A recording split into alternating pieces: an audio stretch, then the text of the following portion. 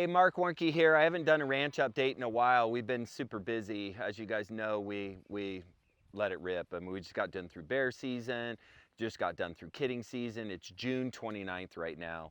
And so I just kind of want to show you some of the stuff that's been happening. Number one is I hired a full-time hired man now, and there are a couple that are coming onto the ranch, and I'm excited for you guys to get to know them. But I want to say, I have hired help, so I do bring in a contractor who's helped me. His name's Jared. He's just a gem of a guy. They've helped us with, lots of stuff. He was incremental in our meeting area, called what we call the Ripple Center.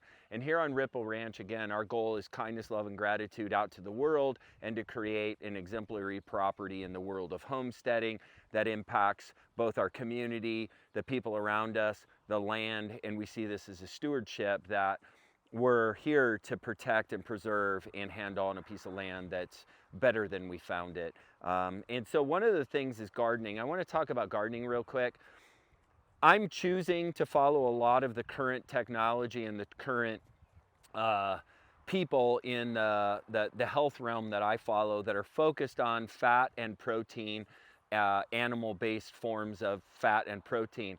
I'm letting my goats and my chickens and eventually my fish gather my vegetables for me, put them in the form of more usable forms of protein and fat in animal flesh and eggs and milk, and consuming that, and then having small amounts of sprouts and fruits because I enjoy fruits.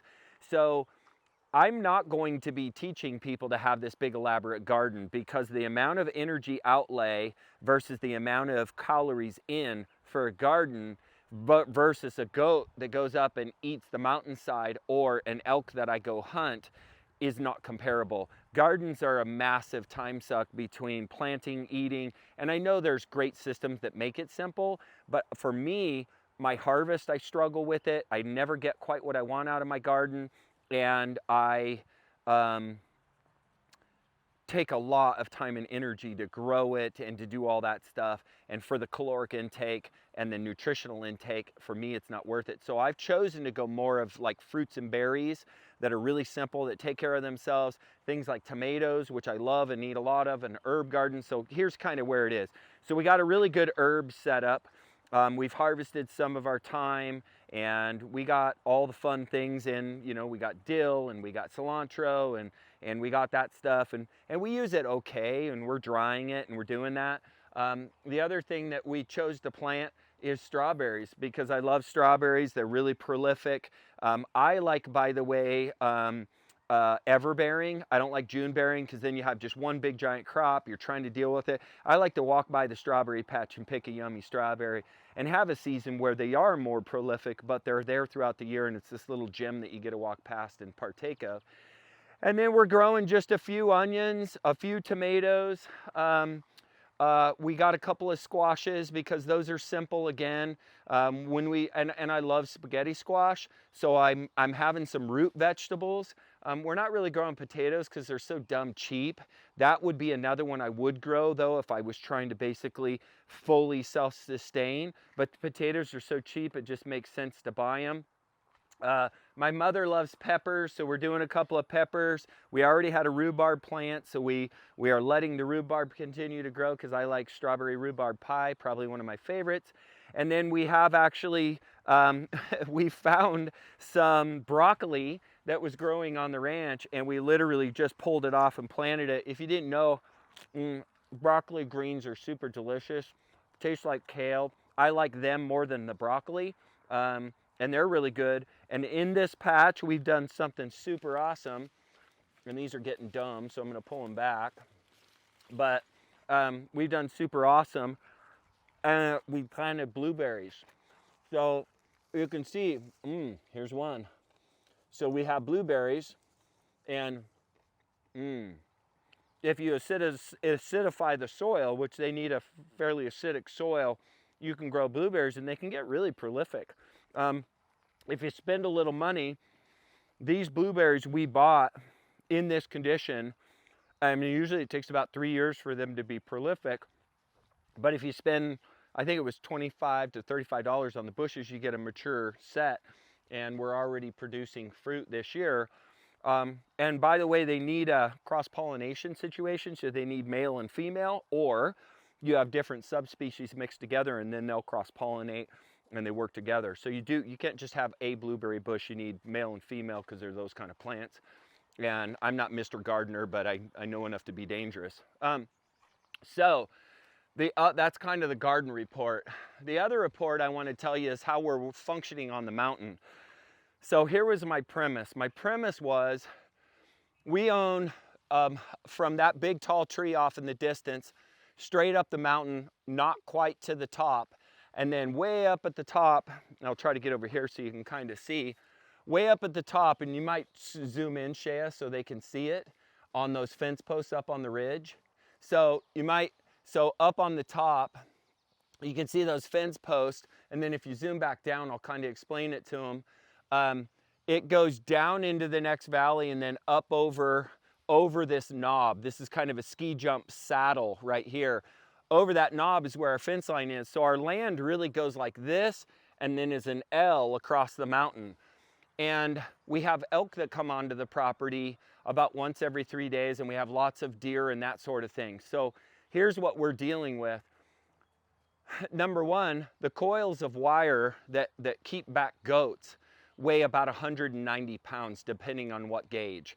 That's a very heavy thing to haul up that mountain. And that is so steep at the top that when I was running 4-foot long peelers, which are these posts right here, they're 8 feet long and 6.5 inch in diameter. They weigh like 50 pounds a piece when they're wet. And we were carrying them over our shoulder and climbing the mountain with them. At the top, that 4-foot extension was bumping into the mountain.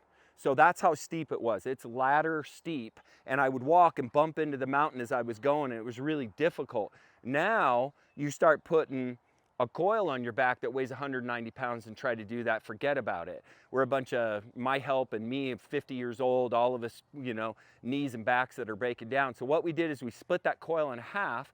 We put 90 pounds and we put it on my beautiful friend who just is such a gift to Ripple Ranch, Dave Baronio, and he put it in a backpack and he hauled loads up for us.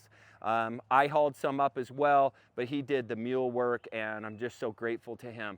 But we had to haul 3 coils up to the top there and then we rolled them out downhill. So we put a border there and then we put a border here and then over there to the top of the saddle. And the goal was to get the ranch contained so the goats wouldn't go out and around and into the creek bottom and onto the neighbors on each side.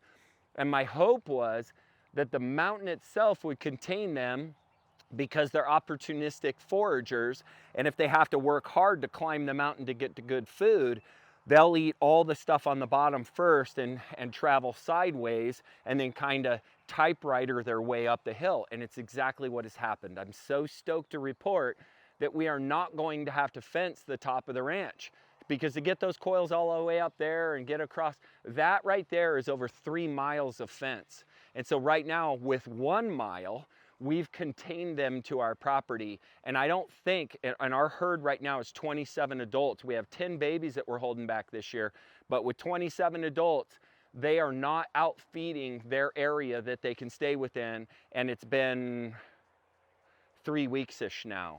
So I'm so grateful for that. The only spot of water on the ranch that we water is this pasture right here, and we call it the ice cream patch. We're starting to learn how to utilize this both for the horses and the goats. You can see we have lots of clover, and then we have another cool plant I want to show you. And this is watered with our well. It's considered our yard. So this is our domestic well that is watering our yard. We cannot irrigate our land with our well. We don't have the permits, but we can irrigate out of the creek. But that now is beginning to go dry, as it will every year at the end of June, beginning of July. So we have like the spring that we can water and get everything prolific, maybe get 1 cut of hay out of the bottom. We have 8 acres down here, but about 4 of it, we could plant hay and actually cut it. So we weren't able to get that arranged for this year, but we're making plans next year. It's just PVC is crazy right now and you can't afford it. So here's this. And so I wanted to show you guys this. This is a plant that we have here in Idaho. that is very medicinal. It's an herb, and it's called plantain. Plantain's right here. So plantain is this. It has a really kind of a wrinkly, broad leaf, and it's quite prolific in some of the other spots. I'm irrigating, or I'm spraying. Here's another big one. So you can recognize, come over here, Shea. So you can recognize plantain by these little heads. So this little head right here is the head of it, and then the actual leaves, again, are these, and the goats love them, and they're very medicinal, and it's a medicinal herb. And this is something that once I get more prolific financially, I really want to study plantains and their biochemistry and their medicinal herbs, how it shows up in my goat milk. Because I believe we can plant an intentional forage for our milkers and have their milk be so power packed with nutrition, because they're gathering the herbs from us and transferring them through their milk. We're actually going to have a really intentional, super healthy food. So I'm excited to see plantain growing naturally in mine. And then the other one I want to show you is yarrow. Now this is yarrow. And again, there's so many of my viewers who know so much more about medicinal plants will probably watch this video and go, oh, Mark, you got this. So I know enough, again, to be dangerous. I'm trying to educate myself more, but I know this is yarrow, and yarrow is also a medicinal plant that's ingestible by human beings, and the goats seem to like the heads. I don't think they like the ferns as much, but they love the heads, and this is what the head looks like right here. So I'll see the goats and they'll eat this head off, and it becomes a nice, big, beautiful white flower. And because it's a high desert plant that occurs here in Idaho naturally, these are becoming like these big groves. Now the horses leave it alone, and the goats seem to leave it alone, but they eat the heads when they pop. And so I'm gonna be really curious to see if I can get them to eat more of this through kind of making them. Now it sounds weird, but we are now in the process. We've been pulling them out of this pasture to eat the mountain before it dries out. But now that we need to get this grazed down because it's just getting big, they can make a living off of clover. They can make a living off of plantain. We're gonna make the goats come in here and maybe eat things that they don't super love, but we know that we'll nutritionally feed them, and eat this down a little bit and let the horses eat down the grass, which they seem to leave alone this time of year. And the thing that we've had to do is to put up new electric fencing, because they keep going up and getting on the fence and getting over to the other side.